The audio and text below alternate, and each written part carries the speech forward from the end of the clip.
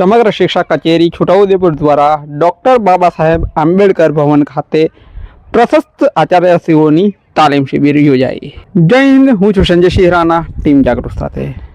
સમગ્ર શિક્ષા ગુજરાત ગાંધીનગર અને સમગ્ર શિક્ષા કચેરી છોટાઉદેપુર દ્વારા આજ રોજ ડૉક્ટર બાબા સાહેબ આંબેડકર ભવન છોટાઉદેપુર ખાતે દિવ્યાંગ વિદ્યાર્થીઓ માટેની ટ્રેનિંગ અંતર્ગત એક દિવસીય આચાર્યોની તાલીમ શિબિર યોજાઈ હતી, જેમાં 277 વિવિધ શાળાના આચાર્યશ્રીઓ ઉપસ્થિત રહ્યા હતા।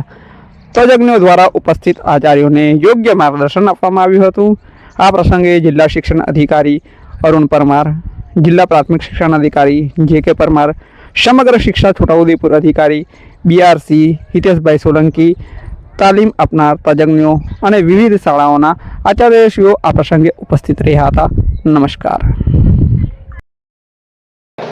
ગુજરાત રાજ્ય ગાંધીનગર અને સમગ્ર શિક્ષા કચેરી છોટાઉદેપુર આયોજિત પ્રશસ્ત 2.0 દિવ્યાંગ વિદ્યાર્થીઓ માટેની સ્કેનિંગ કાર્યક્રમ અંતર્ગત આજરોજ છોટાઉદેપુર ખાતે આંબેડકર ભવન ખાતે 277 જુદી શાળાના 277 આચાર્યો તાલીમ લઈ રહ્યા છે। આ તાલીમ અંતર્ગત તમામ વિદ્યાર્થીઓનું સ્કેનિંગ થવાનું છે અને પ્રશસ્ત 2.0 એપ્લિકેશનના માધ્યમથી તમામ વિદ્યાર્થીઓ જે 6 થી 18 વર્ષની તમામ ઉંમરના વિદ્યાર્થીઓનું સ્કેનિંગ કરી અને તમામ વિદ્યાર્થીઓની તમામ માહિતી આ સ્કેનિંગના માધ્યમથી જાણી શકાશે અને દિવ્યાંગ ધારો 2016 અંતર્ગત જે વિદ્યાર્થીઓને લાભ થવાનો છે એ અંતર્ગત આ એપ્લિકેશન ખૂબ મહત્વરૂપ સાબિત થવાની છે।